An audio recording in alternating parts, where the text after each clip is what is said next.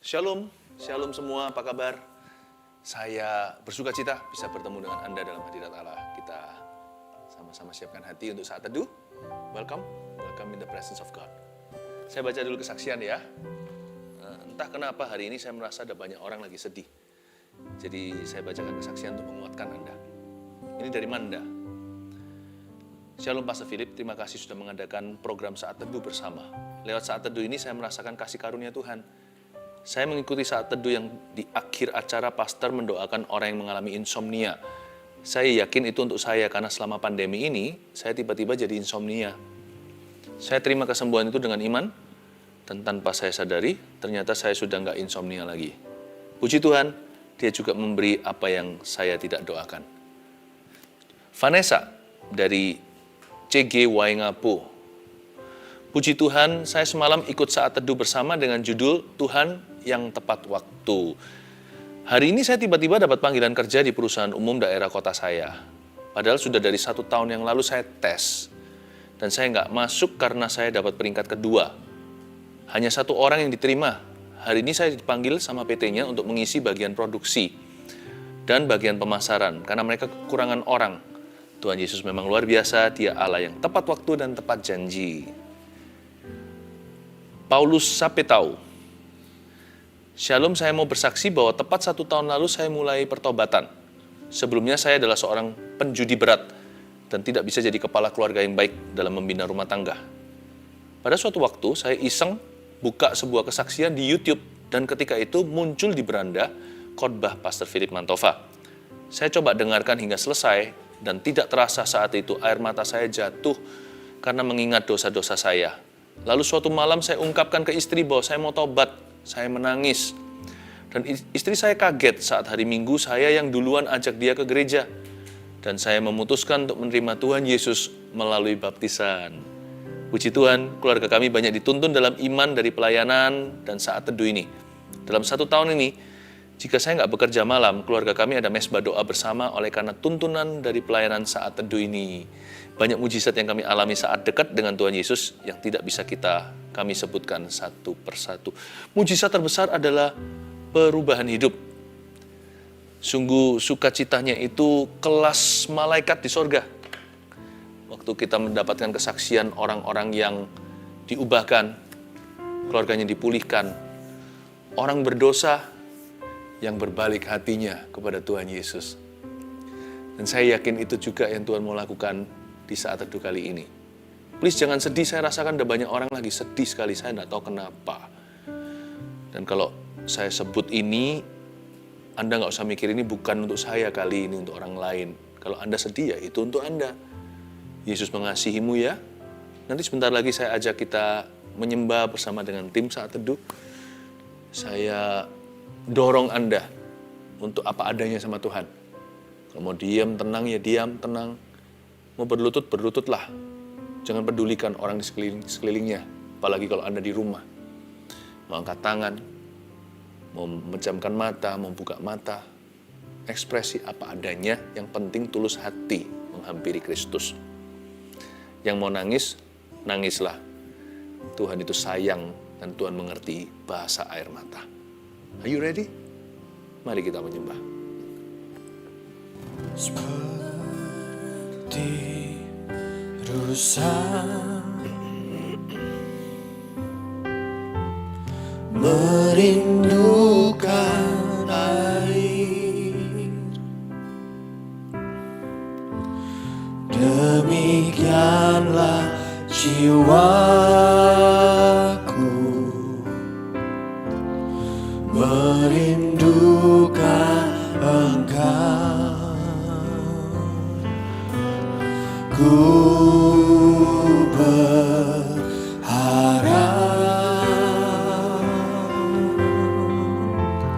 hanya kepadamu. Ku sembah Kau Allahku, Tuhan dan Rajaku. Kaulah sungai kehidupanku, mengalir segarkan jiwaku. Engkau Yesus pengharapanku, ku sembah Kau dengan segenap hatiku. Seperti rusa kami datang merindukan Kau Tuhan. Seperti rusa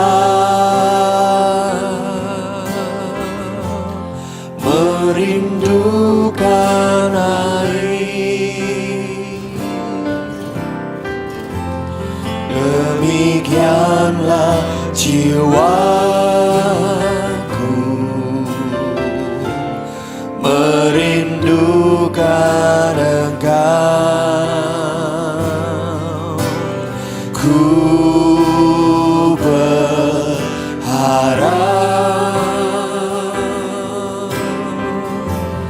hanya kepadamu.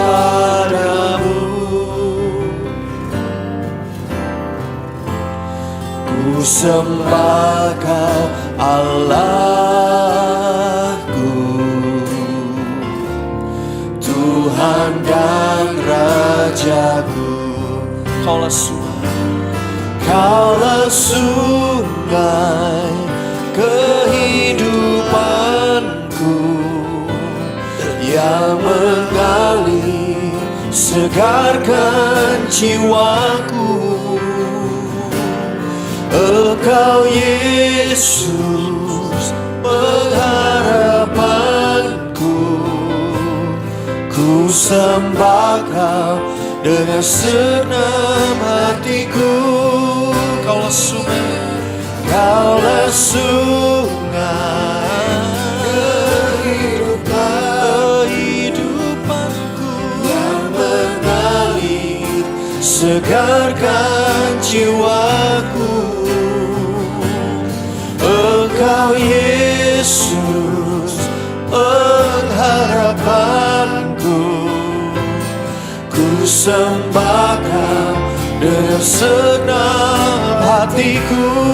Kaulah sungai, Kaulah sungai kehidupanku mengalir Tuhan, yang mengalir segarkan jiwaku. Engkau Yesus pengharapanku, ku sembah Kau dengan segenap hatiku. Kaulah sungai kami Tuhan, Kaulah sungai kehidupan mengalir yang mengalir segarkan jiwaku. Engkau Yesus pengharapanku, ku sembah Kau dengan segenap hatiku. sekali lagi kita naikkan pujian. Kaulah sungai, Kaulah sungai kehidupanku yang mengalir segarkan jiwaku. Engkau Yesus pengharapanku, ku sembah Kau dengan segenap hatiku. sembah Kau, Ku sembah Kau dengan segenap hatiku. sembah Kau, Ku sembah Kau dengan segenap hatiku.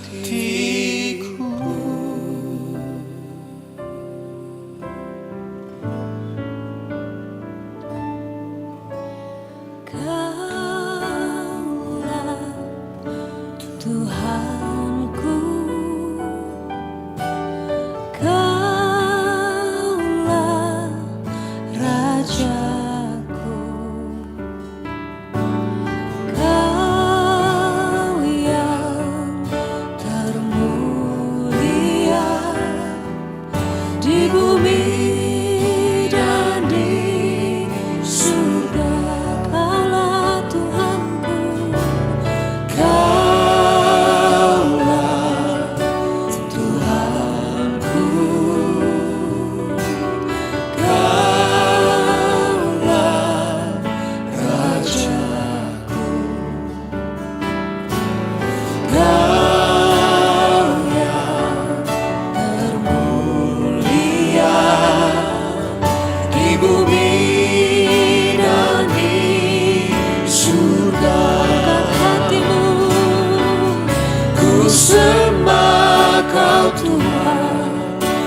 sembah Kau Tuhan, ku puji, ku muliakan nama-Mu. Ku sembah Kau Tuhan, ku sembah Kau Tuhan, ku puji, ku muliakan nama-Mu.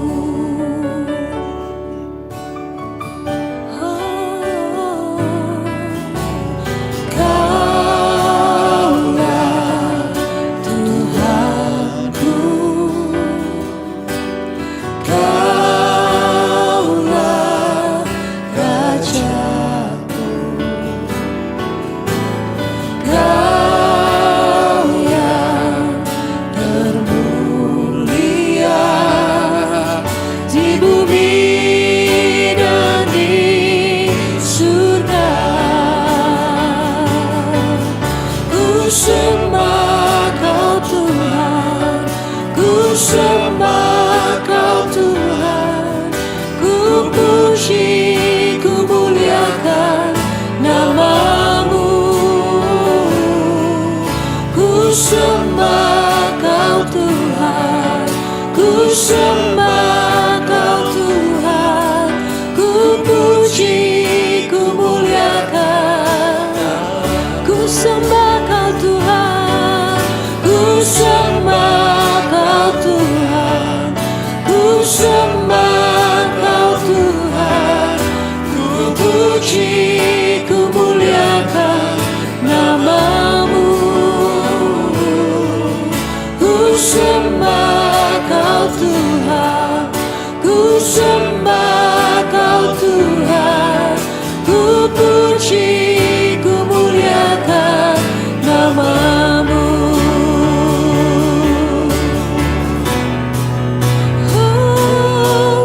Ku sembah Kau Tuhan, ku puji, ku muliakan nama-Mu. Ku sembah Kau Tuhan, ku sembah Kau Tuhan, ku puji. Mari masuk hadirat-Nya, menyembah Dia.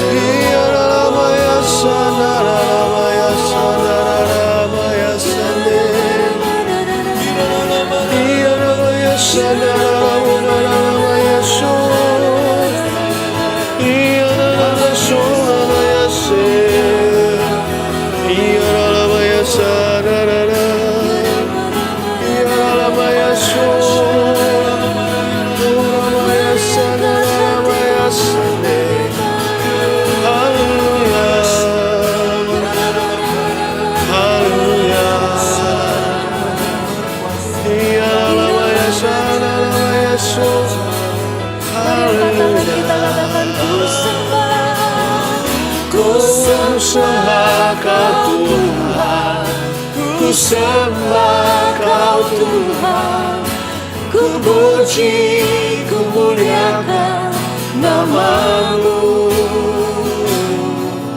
Ku sembah Kau Tuhan, ku sembah Kau Tuhan, ku puji, ku muliakan nama-Mu. Ku puji, puji, ku muliakan nama-Mu.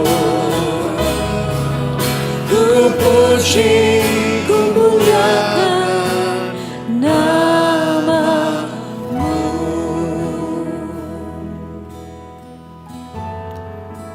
Kami memuji dan memuliakan nama-Mu karena Engkau adalah Tuhan kami dan Raja kami. Thank you.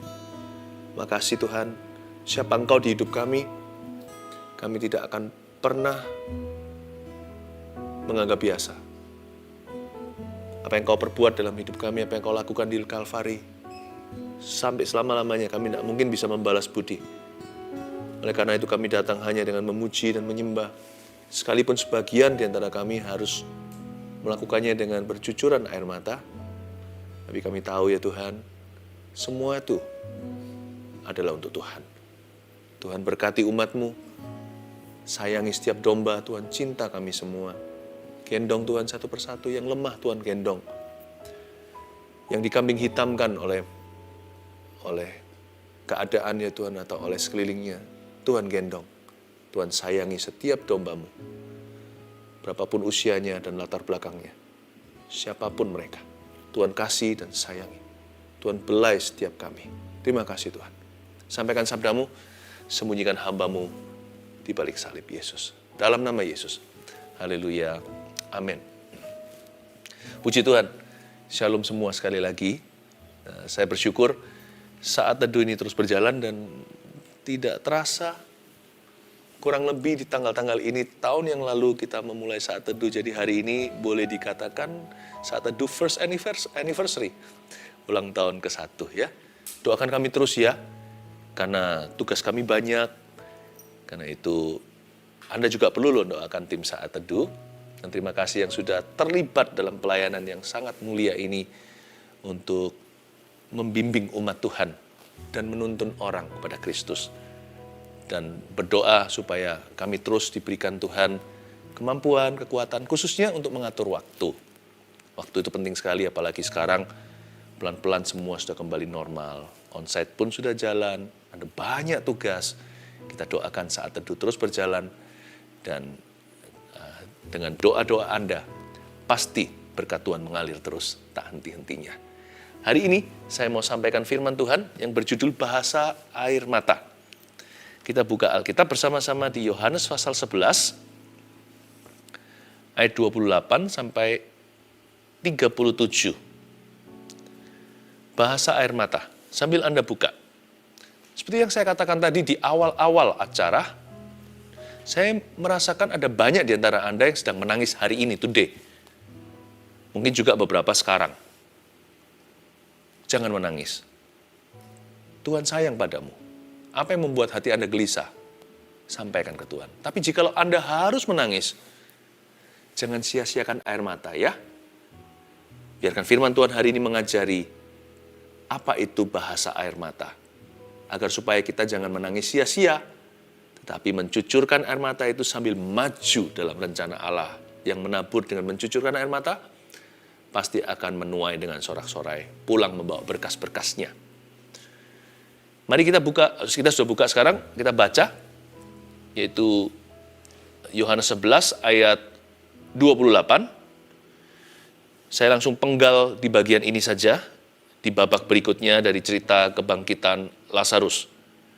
Masuklah Maria, ayat 28 bunyinya. Dan sesudah berkata demikian, ia pergi memanggil saudaranya Maria, dan berbisik kepadanya, Guru ada di sana, dan ia memanggil engkau. Mendengar itu, Maria segera bangkit, lalu pergi mendapatkan Yesus. Marta terlebih dahulu ketemu sama Tuhan. Setelah ngobrol-ngobrol sama Tuhan, Tuhan luruskan cara pandangnya soal kebangkitan. Lalu Marta pergi dulu mendahului Yesus, kembali di mana Lazarus dikuburkan dan terjadi kebaktian perkabungan. Marta bisik-bisik ngomong gini sama saudaranya, yaitu Maria. Guru ada di sana, dan ia memanggil engkau. Setahu saya, waktu saya baca ayat-ayat sebelumnya, Tuhan gak berkata, mana Maria? Apakah Marta di sini berbohong atau berdusta? Enggak sih. Kita tidak perlu menunggu sampai dengar suara audible baru percaya bahwa Tuhan memanggil kita. Tuhan memanggil kita setiap hari. Gerak-gerik tubuh Yesus sudah cukup bagi Marta untuk mengerti dan memahami Yesus sedang mengharapkan ketemu Maria. Nggak hanya Marta, Yesus mau ketemu Maria juga, karena dua-dua berkabung kan. Lazarus mati atau meninggal dunia. Guru ada di sana. Marta memanggil Yesus guru. Kelihatannya mereka bersaudara, 3 siblings ini. Maria, Marta, Lazarus, tiga-tiga kalau panggil Yesus itu guru. Kalau Lazarus sih masih lumrah. Karena zaman itu, rabi, demikianlah sebutan guru-guru Yahudi, mereka itu mengajar laki-laki, tetapi untuk Marta dan Maria menyebut Yesus guru itu nggak lazim. Karena wanita waktu itu tidak mendapatkan edukasi seperti kita di Indonesia yang banyak menjadi pelopor demikian adalah era Kartini. Zaman itu perempuan tidak mendapatkan pendidikan. Apalagi pendidikan agama adalah pendidikan utama di dalam kebudayaan Yahudi saat itu. Guru ada di sana, mereka panggil guru. Berarti mereka murid. Berarti Yesus memuridkan mereka. Ini rabi satu-satunya menurut saya. Yang lainnya nggak mau ajar wanita. Mereka rasa itu kelas kedua. Zaman itu ya. Tapi kebenarannya adalah laki-laki perempuan adalah sama di mata Tuhan. Guru ada di sana. Ini membuktikan bahwa Yesus itu cinta semua orang. Yang dihina, diabaikan, dinomorduakan. Yang dianggap kelas bawahan. Yang dianggap tidak masuk dalam klub kami. Tidak masuk dalam golongan. Tidak diperhitungkan. All the outcast atau orang-orang yang dianggap sebagai orang-orang pelarian, Yesus sayang sama mereka. Yesus adalah guru orang-orang itu. Dia adalah juru selamat orang berdosa. Yesus guru Anda loh. Tahu nggak Anda bahwa Yesus itu gurumu?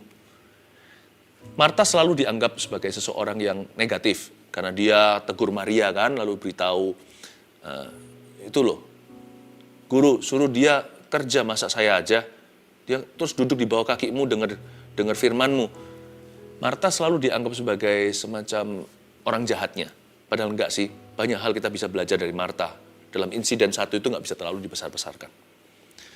Marta membisikkan pada saudaranya Maria, "Hei, guru ada di sana."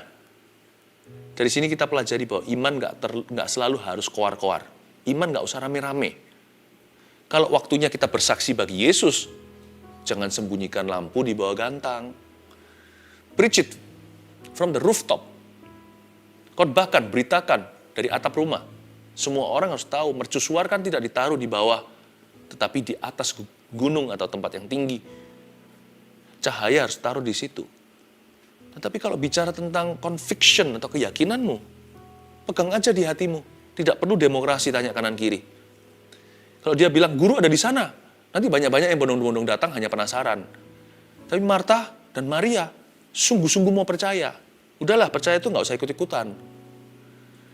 Kalau Anda mau percaya Yesus, percaya. Nggak usah tunggu tetanggamu, nggak usah tunggu saudaramu, nggak usah tunggu siapapun dalam hidupmu untuk mendukungmu. Guru ada di situ. Dan ayat 29, mendengar itu Maria segera bangkit lalu pergi mendapatkan Yesus. Langsung jalan dia, nggak pakai tunggu-tunggu, nggak pakai are you sure, apa betul, minta konfirmasi dulu. Ini yang disebut your wish is my command. Yaitu saya nggak perlu dibentak-bentak, diteriakin, diperintah-perintah, disuruh-suruh. Kalau Tuhan mau, aku akan bersedia.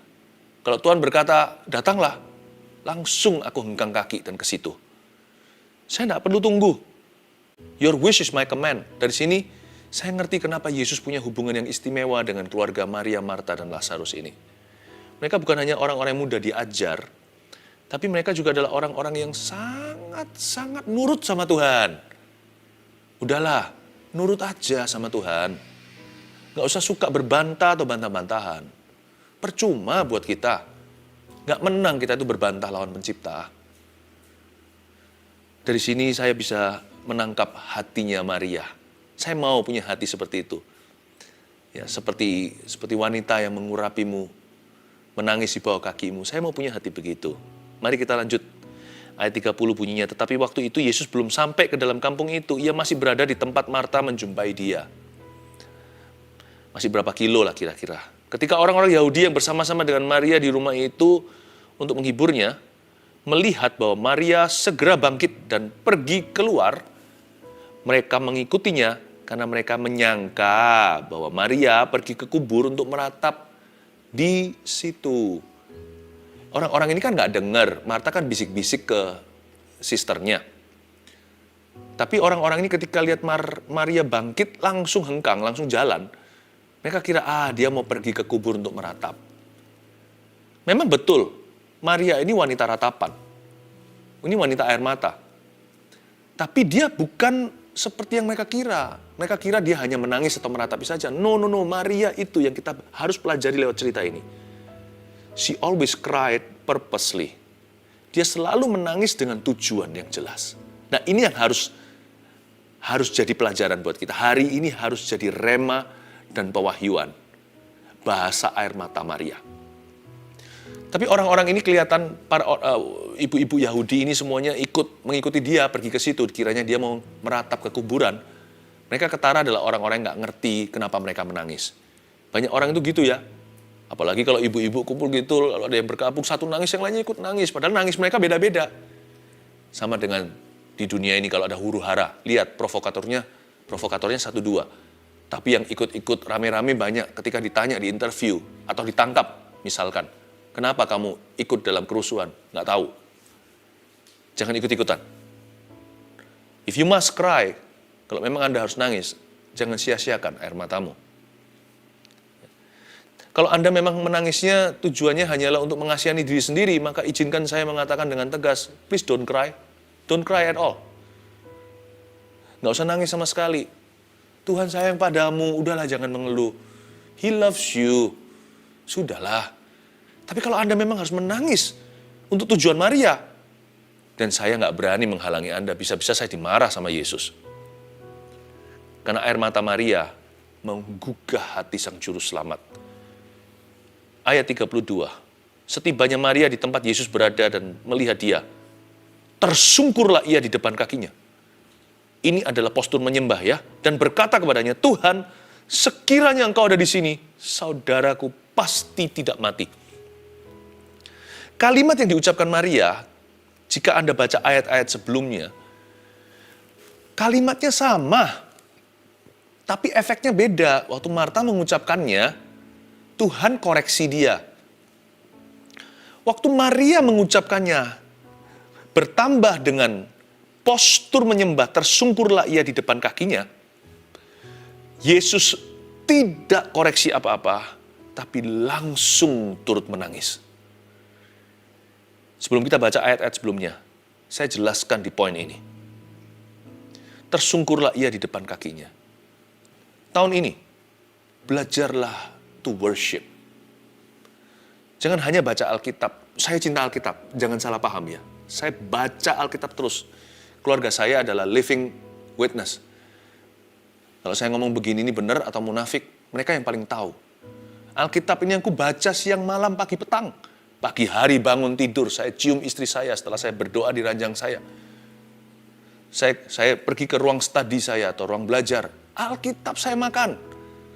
Nanti kalau sebelum makan beneran, makan pagi, siang, atau malam, seringkali saya buka flip-flip ini Alkitab. Atau malam hari sebelum tidur.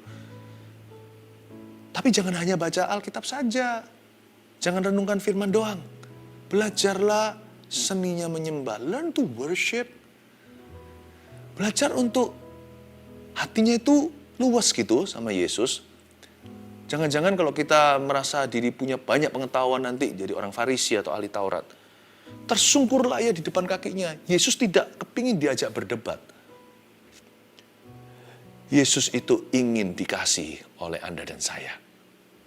Dan salah satu cara mengasihi yang paling romantis dengan Tuhan bukan sekedar perasaan doang, tapi perasaan terlibat di dalam action atau tindakan itu adalah menyembah. Waktu Maria tersungkur di depan kakinya Tuhan, dan dia berkata, Tuhan kalau engkau ada di sini, tentunya dia tidak mati. Yesus tidak merasa itu kritikan. Karena waktu Marta mengucapkannya, Yesus berkata, sekarang pun aku bisa bangkitkan. Tapi waktu Maria mengucapkannya, itu seperti sebuah kerinduan. Wish you were here in my saddest moment.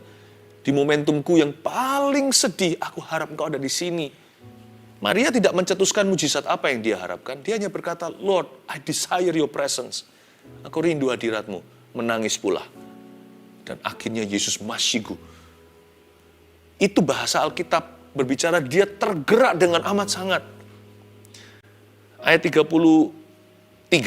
Ketika Yesus melihat Maria menangis dan juga orang-orang Yahudi yang datang bersama-sama dengan dia, maka masyigulah hatinya, ia sangat terharu dan berkata, di manakah dia kamu baringkan? Jawab mereka, Tuhan, marilah dan lihatlah. Lalu ayat yang ke-35 adalah ayat terpendek di dalam pasal ini, mungkin di dalam Alkitab. Maka menangislah Yesus. Jesus cried. Wow! This is big, this is huge. Maria berkata, Tuhan sekiranya engkau ada di sini, saudaraku nggak mati. Yesus lalu lihat Maria, lihat air matanya. Dia usap-usap air matanya, sesegukan. Lalu dia lihat orang-orang Yahudi yang datang bersama dengan dia ikut menangis. Orang-orang yang clueless ini. Orang-orang yang nggak ngerti kenapa mereka nangis. Meskipun mereka nggak ngerti kenapa mereka nangis. Yesus tetap masyiku. Baik nggak Tuhan Yesus itu? Sekalipun seringkali ya, 90%. Setiap kali kita mencucurkan air mata, kita nggak ngerti mengapa kita menangis. Dan kita menangis untuk alasan yang salah. Tuhan tetap masyiku hatinya. Hatinya tetap tergerak. Ia sangat terharu. Kata sangat terharu berarti dalam suara Tuhan, ada air matanya. Pernah dengar orang kalau lagi nangis coba bicara? Kita bisa dengarkan suaranya basah. Padahal itu air mata. Tapi kita bisa lihat, kita bisa dengarkan dari tonasinya.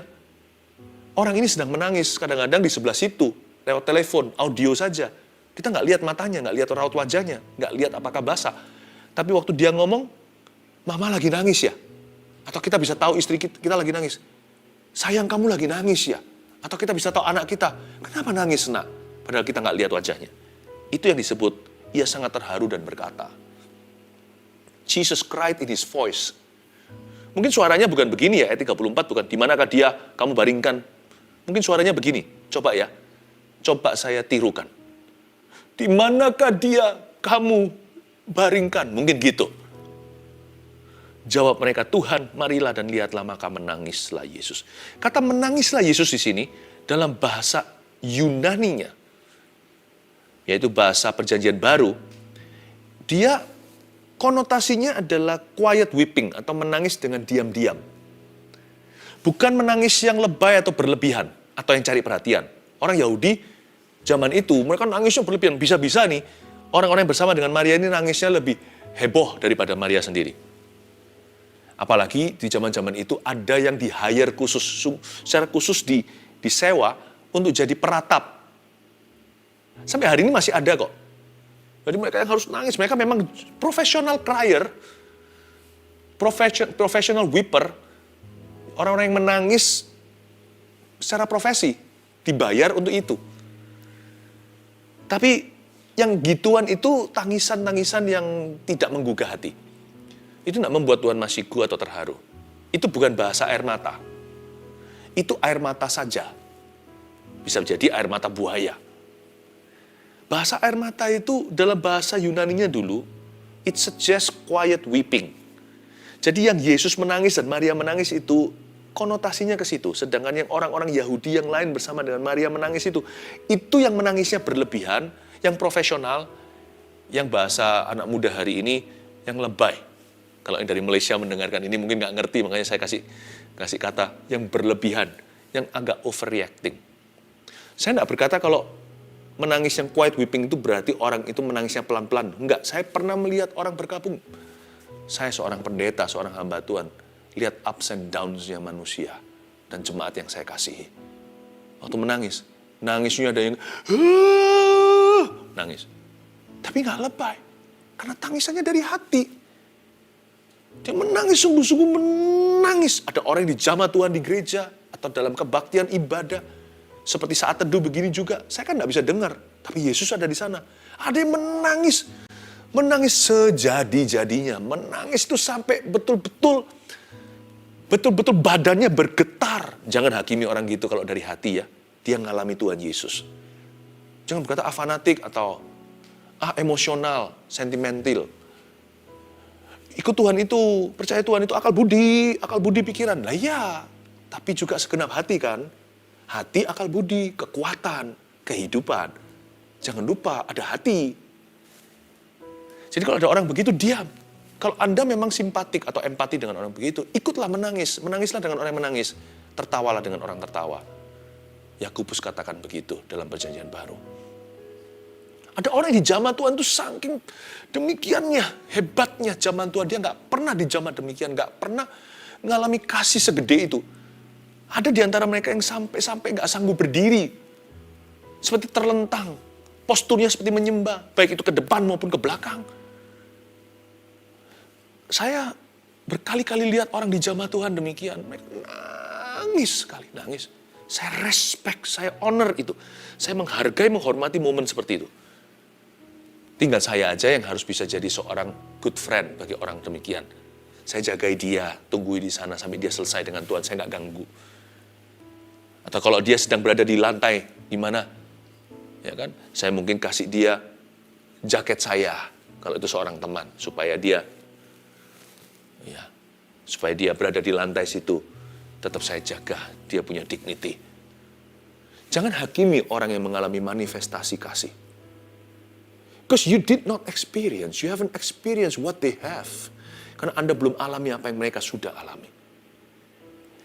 Dan saya saya sebagai gembala Anda lah, istilahnya di saat teduh ini sekarang, dear jemaat. Saya beri Anda kebebasan dan kemerdekaan penuh untuk ekspresi cinta pada Tuhan dan untuk mengalami manifestasi kasih. I give you the full freedom. Selama Anda tidak menjadi batu sandungan buat orang lain, itu urusan hatimu dengan Tuhan Yesus. No one will judge you. Not in my presence. Tidak dalam kehadiran saya. Tidak akan kuizinkan siapapun menghakimimu. Tuhan sayang domba-dombanya. Salah satu tugas gembala adalah menjaga domba-domba itu, berjaga atas jiwanya. Oh haleluya. Ayat yang ke-36 dan 37, kata orang Yahudi, lihatlah betapa kasihnya kepadanya. Wow, orang Yahudi yang positif ngomong gini, look, manifestasi kasih, lihatlah betapa kasihnya kepadanya. Tapi ayat 37, orang Yahudi yang lain, yang negative thinking. Ini yang hater-haternya. Ini yang mocker-mockernya, pencemooh-pencemooh, pembenci-pembencinya. Inilah gossiper, komentatornya. Yang ayat 36 masih oke, kata orang-orang Yahudi, lihatlah betapa kasihnya kepadanya. How wonderful. We do not understand, aku tidak mengerti, tapi aku bersyukur. Aku tidak paham, tapi aku hargai orang itu mengalami. Ayat 37, tetapi beberapa orang diantaranya, ini lain lagi orang, berkata, ia yang memelekkan mata orang buta. Nggak sanggupkah ia bertindak sehingga orang ini nggak mati? Ayat 37 ini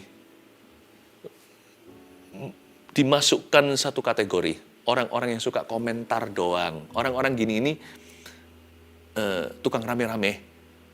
Ia yang memelekkan mati orang buta. Yesus lagi nangis. Masa dia nggak bisa sembuhkan? Katanya dia melekkan orang buta. Masa dia nggak bisa tahan orang ini nggak mati? Nanti orang itu sembuh. Nanti dia ngomong lagi. Sembuh, dia sembuh. Tapi masa kok orang ini setelah sembuh kok nggak dikasih segala sesuatu yang dia harapkan. Tanggung sekali Tuhan. Pokoknya nggak benar deh. Nggak pernah benar. Pokoknya Tuhan itu nggak pernah benar di mata-mata orang ini. Selalu ada kurangnya. Pernah nggak ketemu orang begitu? Jangan-jangan Anda dan saya orang yang demikian. Ditiupin suling, tidak nari. Suling ditaruh, mana musiknya? Musik dimain, kekerasan. Diturunin, suaranya kekecilan. Tanggung sekali musisinya. Udah main ya main sekalian. Dikeresin lagi, nggak dengar tadi. Saya berkata, kekerasan nih telinga sampai mau tuli. Taruh lagi sulingnya, mana suling, mana musiknya, nggak bisa nari. Sulingnya dimainin, mereka pergi. Nggak nari malah pulang-pulang. Nggak pernah benar. Orang seperti ini harus ada di dunia. Harus ada. Kalau nggak gitu nggak bisa membedakan orang benar dengan orang salah, nggak bisa membedakan orang fasik dari orang benar dari orang fasik, nggak bisa membedakan orang yang berkenan dan orang yang cuma figuran di mata Tuhan. Don't be, jangan jadi ayat 37 ya. Jadilah ayat sebelumnya Maria. Jangan jadi orang ini. Harus ada orang begini. Hanya janganlah you and me. Saya kasih 3 poin sederhana bahasa air mata. Nomor 1, dari sini kita pelajari dari Maria ya, dan dari Yesus tentunya, tapi dari Maria dulu sekarang. Bahasa air mata itu 1, menangis karena terharu. Kalau Anda harus menangis, nggak apa-apa karena terharu. Apalagi kalau karena kasih Yesus. Please, hati itu jangan kaku, yang luas sama Tuhan. Dulu waktu saya masih kecil, karena saya mengalami beberapa pengalaman-pengalaman yang traumatis dan keras, maka saya mencetuskan pada diri saya sendiri, saya membuat janji bahwa saya tidak akan menangis. Laki-laki nggak boleh nangis. Pria tidak boleh mencucurkan air mata. I must be tough. Jadi saya menjadi orang yang sangat keras. Hati saya itu seperti ditaburi apapun tanpa irigasi. Jadi sangat-sangat super kaku. Apapun yang saya lakukan, selalu saya ingatkan diri sendiri, tidak boleh menunjukkan perasaan. Jadi saya orangnya dingin sekali, zaman dulu sebelum kenal Tuhan. I love you lah, rangkul orang lah, nggak ada ekspresi lah. Nggak usah gitu-gituan. Dan akhirnya pada waktu saya dijamah Tuhan, ketika saya umur 18 tahun, puluhan tahun yang lalu, saya menangis sejadi-jadinya. Kayak bayi, makanya namanya lahir baru, bayi rohani. Saya malu, di depan gereja itu. Maksudnya di dalam ibadah gereja, tapi di depan semua orang. Saya nangis, saya malu, tapi setelah itu seperti saya diberi pengertian, kenapa harus malu kalau terharu? Saya nggak mudah nangis kecuali dalam hadirat Tuhan hingga hari ini. Saya nggak mudah nangis kecuali untuk alasan-alasan kebenaran. Saya tidak mudah mencucurkan air mata, kecuali kalau melihat orang lain menderita. Hari ini hati saya telah berubah. Sejak Roh Kudus jamah saya, seperti ada perairan dan irigasi, seperti ada sungai mengalir di sini. Bukan tipe orang yang gampang-gampang dikit-dikit nangis, nggak gitu. Saya nggak bocor. Tapi kalau memang hari itu mata saya harus jadi bendungan Allah, saya pastikan hatiku mudah masiku. Menangislah karena terharu. Kalau memang harus menangis karena alasan itu. Apalagi karena kasih Tuhan. Lihat orang lain punya penderitaan. It's okay. Nomor 2, menangis karena kehendak Allah. Yang ini menangis karena alasan ketaatan. Menangis untuk taat. Ini susah. Kita bisa nangis karena ketika kita disuruh memberi. Sakit tapi menjadi perkorban persembahan. Waktu kita mengampuni. Atau ketika kita berdoa untuk kebangunan rohani terjadi di sebuah negeri. Dari waktu ke waktu ya, saya sering loh dibangunin Tuhan pukul 3 pagi. Suruh berdoa untuk negara tertentu, apalagi negara sendiri. Pernah juga saya dibangunkan, ya kira-kira pukul 3. Saya cukup langganan di jam-jam sekian. Suruh doakan untuk jemaat saat teduh. Saya menangis tanpa alasan, tapi saya tahu itu kehendak Allah. Saya sedang mendoakan. Saya mendoakan agar turunnya kerajaan sorga dalam kehidupan seseorang. Dan mungkin kadang-kadang Tuhan suruh saya melakukan sesuatu itu susah sekali. Saking susahnya sampai saya mencucurkan air mata. Contohnya, Tuhan suruh Anda mengampuni. Jangan nangis karena kepahitan, jangan nangis karena sakit hati. Itu sakit Tuhan, sakit rasanya itu dirasa-rasain gitu sakitnya itu seperti ini udah ada luka, sekalian disiram jeruk nipis. Jangan itu keluar air matanya karena kesakitan, jangan keluar air mata kepahitan. Kalau Anda memang harus nangis, mencucurkan air mata karena mengampuni, karena harus mengampuni seseorang, lakukan demi ini. Anda berkata, aku harus menang. Aku harus menang. Aku harus lulus. Aku harus wisuda. Aku harus bisa lulus ujian. Dan Anda berkata, ini susah bagi saya Tuhan, orang itu melukai saya secara dahsyat. Bagaimana saya bisa mungkin mengampuni orang demikian? Kalau yang dia lukai adalah saya saja, yang dia lukai adalah orang yang saya cinta. Contohnya keluarga. Kalau sesuatu yang terjadi itu sungguh-sungguh buruk, seperti sebuah musibah, mimpi buruk, Anda disuruh mengampuni. Janganlah Anda menangis karena Anda pahit sama orang itu. Menangislah karena susah pengampunan itu. Nangislah karena mengampuni itu sukar dan sulit sekali. Tapi Anda harus bisa. Dan kalau perlu mencucurkan air mata untuk mengangkat besi dan baja di hatimu ini. Dan berkata, I must win. pengampunan harus kulakukan. Karena aku tahu mengampuni itu adalah kehendak Allah. Anda nangis bukan karena perlakuan orang itu di masa lalu. Anda menangis demi mencapai masa depan yang Anda tahu adalah kehendak Kristus secara sempurna. Seperti orang kalau olahraga ya. Saya pernah lihat seorang bodybuilder, wah diangkat yang lebih berat dari sebelum-sebelumnya. Di sininya tiba-tiba menetes air mata. Saya rasa orang segede itu bukan menangis gara-gara besi ya. Tapi dia saking keluarkan seluruh tenaganya sampai keluar air matanya. Demi mengampuni, dan harus goal pengampunan ini. Karena ini kehendak Tuhan yang sempurna untukku sekarang ini di musim hidupku. Aku tidak boleh gagal, tidak boleh menjadi milik setan. Aku milik Tuhan. Dia demi mengampuni dan terjadinya pengampunan sampai mencucurkan air mata karena kehendak Allah. Bukan karena mengingat kesalahan orang lain. Kesalahan orang lain itulah, memori buruk itulah yang membuat Anda susah mengampuni. Tapi air mata Anda karena mau menggenapi firman Tuhan. Menangislah karena kehendak Allah. Terakhir, menangis karena orang lain. Ini menangis bukan karena taat saja, tapi karena syafaat. If you want to cry, cry for other people. Ini bukan air mata buaya, ini air mata saudara. Ini air mata orang Samaria yang baik hati itu. Menangislah karena orang lain. Lihat Yesus. Nggak pernah loh Yesus nangis seperti ini. Coba baca di kitab Injil. Tapi waktu karena Lazarus dia menangis. Maka menangislah Yesus. If you must cry, cry for other people. Bersyafaatlah untuk orang lain. Saya sudah ceritakan tadi kan, saya dibangunkan karena mendoakan Anda. Saya menangis dengan mencucurkan air mata di atas ranjang saya, mendoakan untuk jemaat saat teduh. Mendoakan untuk kebangunan rohani dalam kehidupan Anda sekalian. Bukan berarti kita hero atau pahlawan. Bukan. Tapi kita sudah kontrakkan atau kita berikan air mata kita untuk kerajaan Allah. Karena yang mencucurkan dengan air mata akan menuai dengan sorak-sorai. Cucurkan untuk orang lain juga. Air matamu bisa berguna. When you cry for other people, God's answer is always yes. Kalau Anda menangis untuk orang lain, jawaban Tuhan bagi doa dan syafaatmu selalu iya. Karena hati seperti itu tidak pernah egois, tidak pernah mencari kepentingan sendiri. Hati seperti itu, seperti Yesus menangis dari dalammu. Seperti Yesus yang berseru kepada Bapa di sorga di dalam dirimu. Karena Yesus Masihiku, Yesus terharu, itulah sifat juru selamat kita.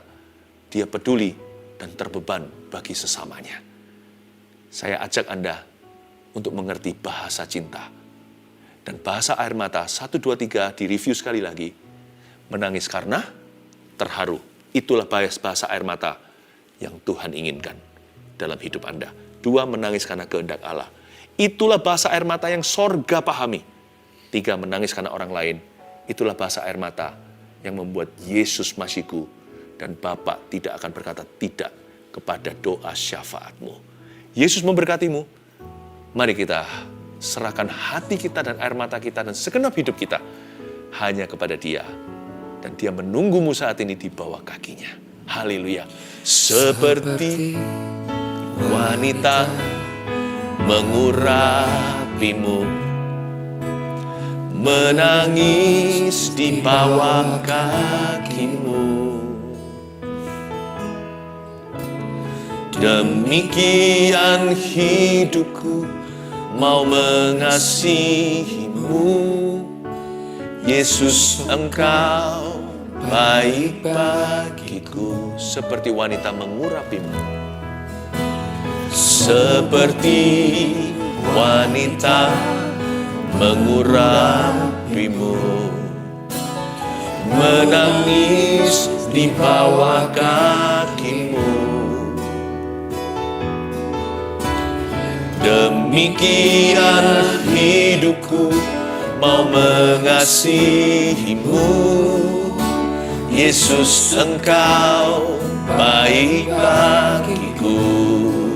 Angkat tanganmu, katakan, sampai akhir ku menutup mata, ku tetap setia menanti janjimu. Sampai ku dapatkan mahkota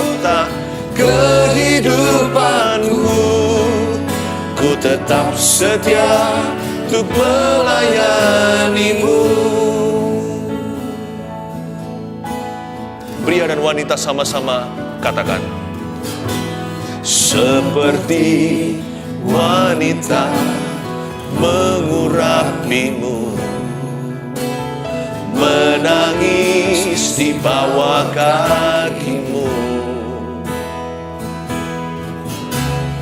Demikian hidupku mau mengasihimu, Yesus, Engkau baik bagiku. Sampai akhir ku menutup mata, ku tetap setia menanti janjimu. Sampai ku dapatkan mahkota kehidupanku, ku tetap setia untuk melayanimu.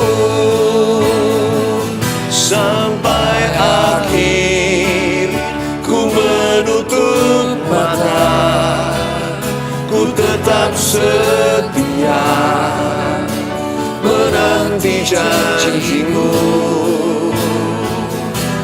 Sampai ku dapatkan mahkota kehidupanku, ku tetap setia untuk melayanimu. Sampai akhir, sampai akhir ku menutup mata, ku tetap setia menanti janjimu.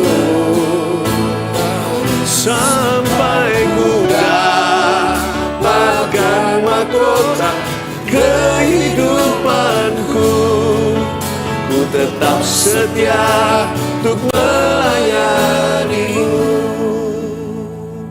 Sampai akhir ku menutup mata, ku tetap setia menanti janjimu.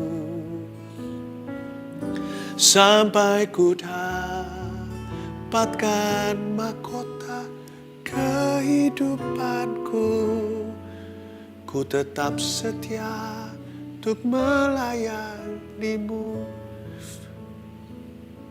Saya tidak harus mengikuti liturginya, rundownnya seperti apa. Sebab Roh Kudus terus bisikan seorang bernama Luvia.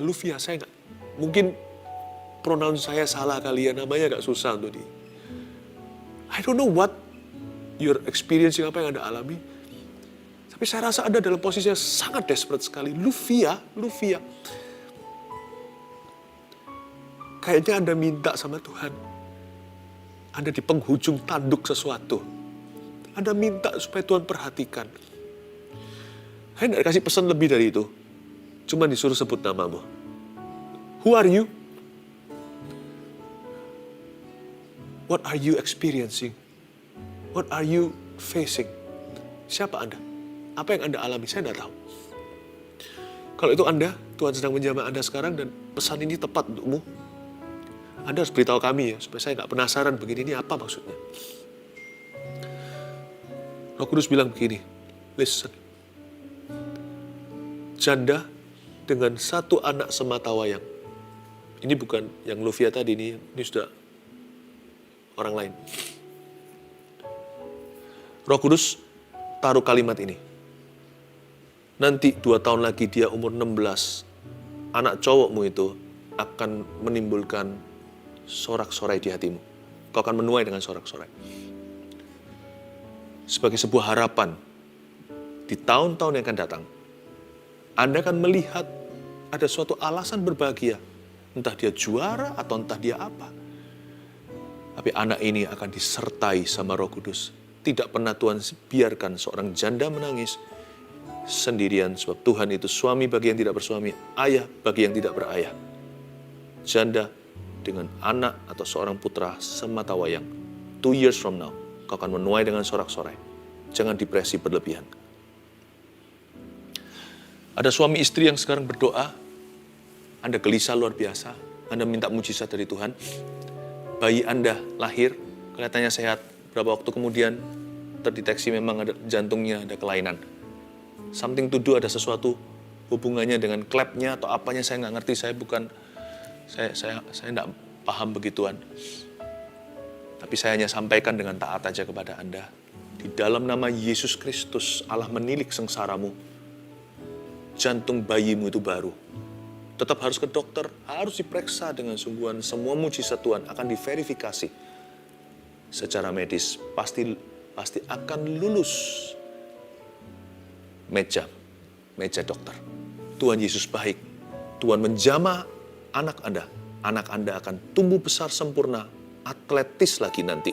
Suatu hari Anda akan ingat kalimat dan kata-kata nubuatan ini. Dan kata-kata hikmat ini, dan kata-kata pengetahuan ini, Anda tidak akan pernah melupakan. Tuhan berkasih karunia. Haleluya. So good, Lord Jesus, you are so good. Ulurkan tangan Anda ke depan, saya mau doakan. Lord Jesus, you're so good. Oh God.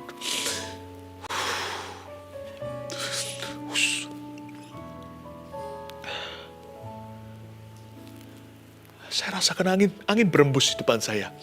Saya boleh terus terang sama Anda, saya anggap Anda keluarga ya. Saya anggap Anda sudah jemaat dekat. Jemaat kami yang dekat, saya sudah anggap Anda seperti orang sendiri. Oke, saya beritahu ngomong apa adanya tanpa perumpamaan. Kayak Yesus gak ngomong pakai perumpamaan kalau sama muridnya sendiri. Saya merasakan seperti ada satu angin mengalir, barusan berembus, dan itu berembus. Setiap kali dia berembus membuat hati saya seperti luluh dalam kasih.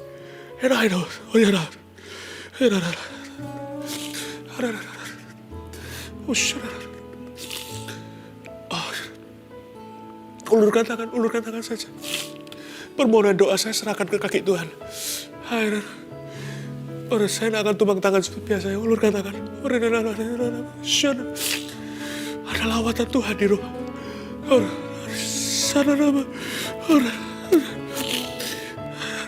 Beban-beban diangkat sama Tuhan saat ini. Saya rasakan ada orang-orang yang sekarang ada pria maupun wanita yang sedang menangis di kaki Yesus. Mereka yang sedang mengalami tekanan yang hebat. Tuhan tilik sengsaramu, saudaraku. Tuhan sayang. Tuhan peluk Anda. Tuhan ingatkan saya. Waktu saya belum kenal Tuhan, saya mau bunuh diri. Saya sendirian di kamar saya masih ingat. Tiba-tiba berdering telepon seorang hamba Tuhan.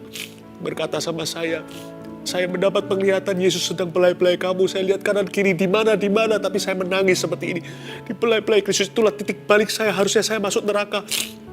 Tapi Tuhan jamah saya malam itu. Waktu itu siang hari. Saya tahu saat ini juga saya harus menjadi hamba Tuhan itu padamu. He is caressing you. Dia menjamahmu, dia sedang membelaimu. Ada banyak pria maupun wanita yang terbeban.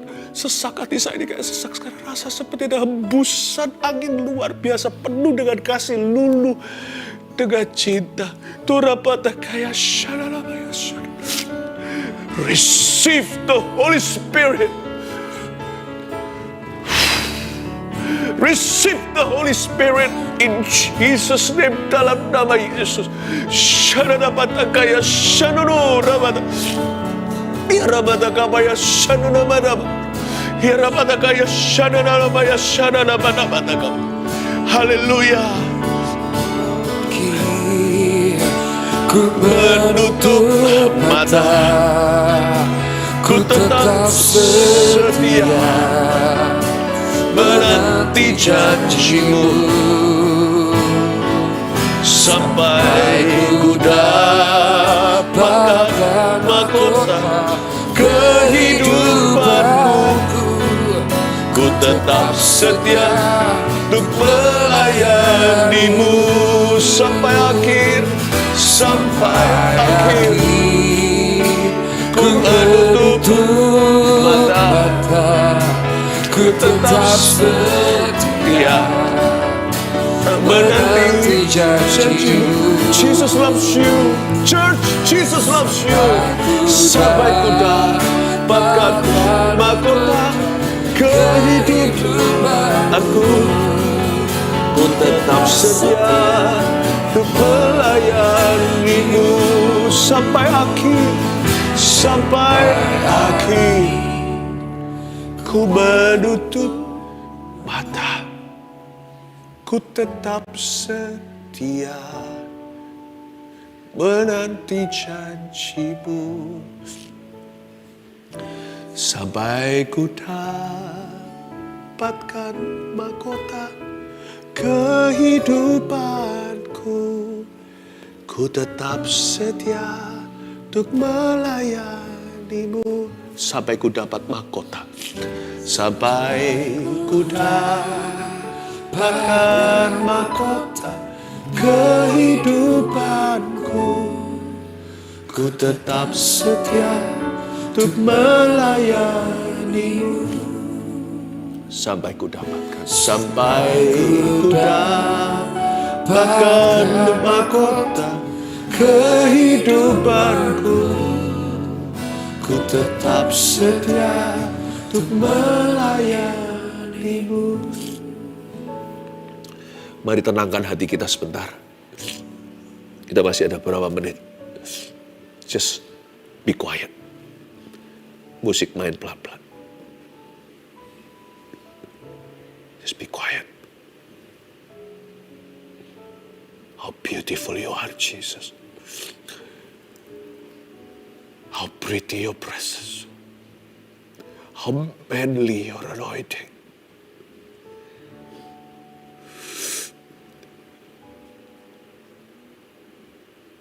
Hadiratmu seperti udara segar yang kuhisap. Thank you for being you. Thank you for who you are.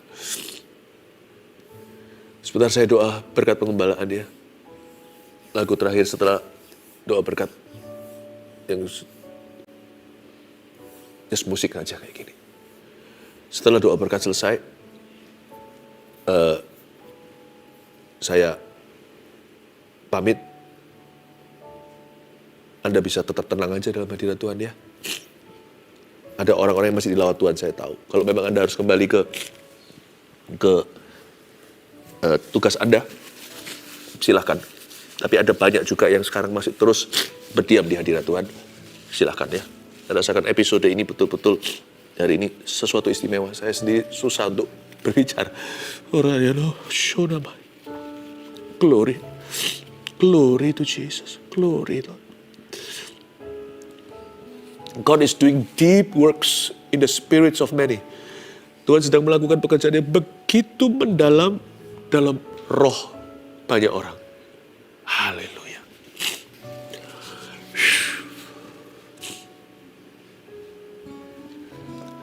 Haleluya.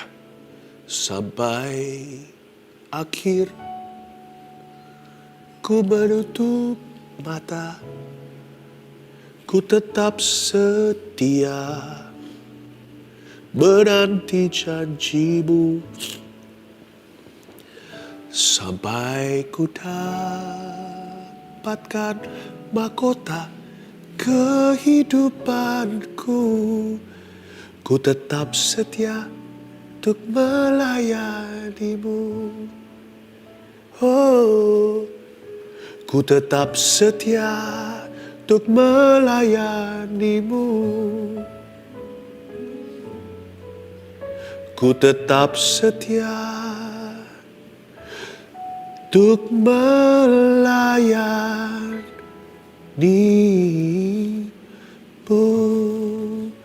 Angkat tangan. Terima berkat dari Allah Bapa, Allah Putra, Allah Roh Kudus yang mengasihimu. Setiap air mata ditabung Tuhan di dalam kirbatnya. Kau tilik sengsara banyak orang hari ini. Terima kasih sebagai Allah yang peduli. Mujizat pun ku yakin telah terjadi. Dalam nama Yesus. Amin. Bye-bye.